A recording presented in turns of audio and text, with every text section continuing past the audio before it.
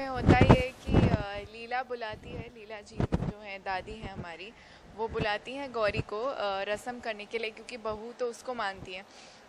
And मुझे पता चलता है कि वो इम्पोर्टेंट पूजा है पूर्वजों की, और वो गौरी को बुला रहे, जबकि ये मेरा हक है, ये पूजा, इतनी बड़ी पूजा मुझे करनी चाहिए।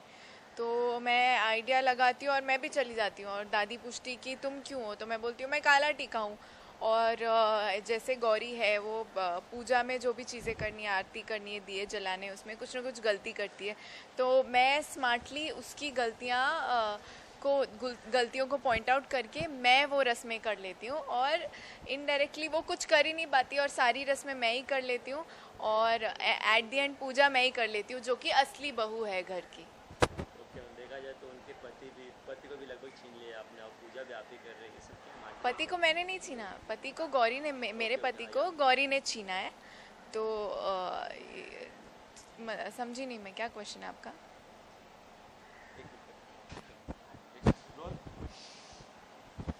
मैम देखा जाए तो दोनों के इन स्क्रीन तो दोनों लड़ रहे हैं, झगड़ रहे हैं, ऑफ स्क्रीन कैसे? ऑफ स्क्रीन ऐसा कुछ नहीं है। ऑफ स्क्रीन हम लोग बहुत चिल्ड आउट हैं, हम आते हैं, काम करते हैं और घर जाते हैं, और हम बहुत थक जाते हैं।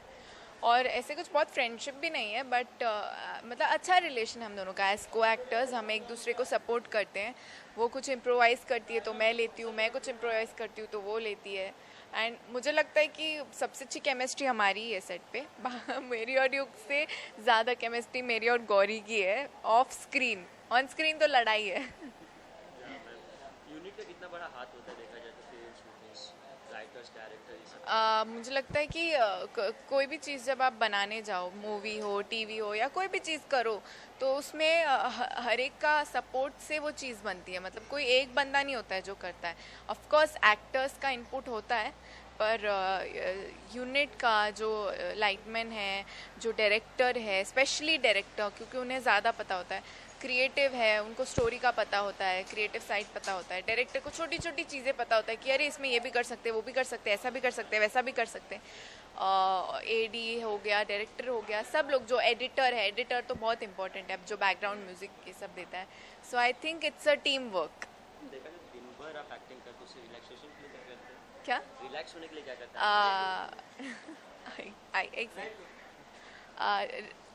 हैं? रिलैक्स होने के लिए मैं अपने रूम में जाती हूँ, लाइट्स ऑफ करती हूँ और गाने सुनती हूँ। गाने की बात करें तो कौन किस तरह के सॉन्ग्स पसंद है आपके? मुझे स्लो सॉन्ग्स पसंद है, रोमांटिक सॉन्ग्स पसंद है। दो लाइनें हो जाए? अब मैं अभी आजकल नया गाना सुन रही हूँ, इस अजहर का। बोल दो ना जरा, दिल में क्या है छुपा, मैं किसी से कहूँगा नहीं। तो हो गया ये। फैंस को क्या बोलना चाहिए? फैंस को ये बोलना चाहूँगी कि प्लीज़ काला टीका देखते रहिए। मैं कोशिश कर रही हूँ कि मैं आपको एंटरटेन करूँ, और मैं कोशिश करती रहूँगी कि मैं आपको एंटरटेन करूँ, और अगर मैं एंटरटेन ना कर पाऊँ तो I am very sorry. ZTV 7 PM Monday to Saturday, Kaala टीका।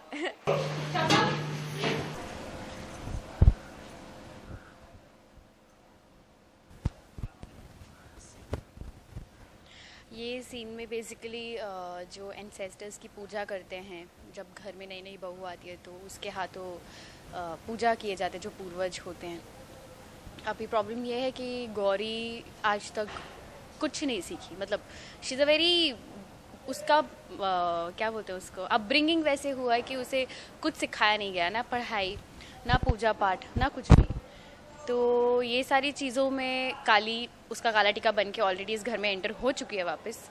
तो पूजा के दरमियान जो जो गौरी से नहीं होता तो वो इनडायरेक्टली काली कर लेती है। मतलब इनडायरेक्टली सारी विधियाँ जो भी सब कुछ है वो काली कर लेती है। तो कहीं ना कहीं गौरी का कॉन्फिडेंस ऐसे ठप हो जाता है, क्योंकि आज तक वो सोचती थी कि वो सुपीरियर है, वो ये है, वो she is very classy and all, but somewhere वो, उसे कुछ नहीं आता। मतलब in this scene, in short ये शो हो रहा है कि गौरी को कुछ नहीं आता, and the main motive of Kali to get in to Yug and to fulfil all the शादी का रीति रिवाज, वो सब पूरा हो रहा है सीन में।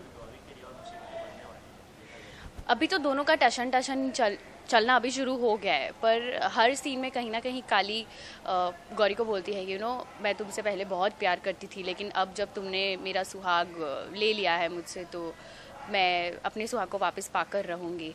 तो गौरी और उसके बीच में काफ़ी टशन टशन अभी चल रहा है। कुछ चीज़ें ऐसी होती हैं जो गौरी को रियलाइज़ होती हैं, गौरी की गलतियाँ हैं, पर खैर गौरी जो कुछ भी कर रही है वो युग के लिए कर रही है, तो दोनों लड़कियाँ युग के लिए कर रही है जो कुछ भी कर रही है। आगे ट्विस्ट एंड टर्न्स क्या क्या होंगे? आगे ट्विस्ट एंड टर्न्स तो बहुत कुछ है, मतलब obviously it's a daily soap, और अगर दो लड़कियां एक ही लड़के के लिए हैं तो दोनों में टशन टशन होगा, टकराव होगी, कंपटीशन होगा, नॉट एग्जैक्टली कंपटीशन बट उसके सिमिलर ही सीन्स जाएंगे जिसमें टशन टशन ही होगा। आई डोंट थिंक कि इतनी जल्दी गौरी और काली एक साथ हो जाएंगे, होंगे but maybe in future, but अभी के लिए इट्स जस्ट टशन टशन। इन रियल लाइफ में तो दोनों का टशन चल रहा है, रियल लाइफ में रियल लाइफ में हम अच्छे को एक्टर्स हैं, मतलब we are very professional, we work together, बहुत ही कॉर्डिलिटी है हम दोनों के बीच में। एक्टर्स जब सीन करते हैं तो इम्प्रोवाइजेशन कब लेना है, क्या करना है, बहुत अच्छा बॉन्ड है हम लोगों का। गौरी रियल लाइफ में कैसी है? रियल लाइफ में ओह बहुत ऑपोजिट है, मतलब रियल लाइफ में मैं और गौरी आई थिंक सिर्फ एक ही चीज़ सिमिलर है कि गौरी को गुस्सा बहुत जल्दी आ जाता है, मुझे भी गुस्सा बहुत जल्दी आ जाता है, बाकी की कोई चीज़ सिमिलर नहीं है गौरी और फेनिल के बीच में। मैम कुछ कॉमेडी कैरेक्टर्स देखा जाए तो फिर उसके बारे में थोड़ा बताइए। कॉमेडी कैरेक्टर्स मतलब शो में?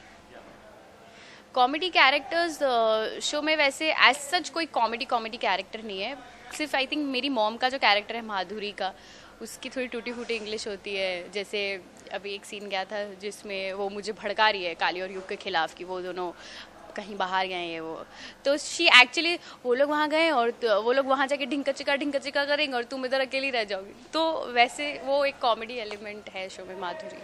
अदरवाइज गाने गुनगुना रही थी बीच में, इन शूटिंग के बीच में, हाँ, मुझे नो एक्चुअली मुझे गाने बहुत पसंद है, और एक नया गाना जो है अजहर फिल्म का वो मुझे बहुत ही ज़्यादा पसंद है, तो मैं उसकी लाइंस गाऊंगी। एक तुम एक मैं तीजा मांगू क्या खुदा से, दो दिल जादू क्या दूँ इतना बता दे, तेरा मेरा रिश्ता है सांसों से भी नाजुक, दो दिल आगे नहीं आता मुझे, दो दिल सा एक सीने में है जैसे मैं और तुम।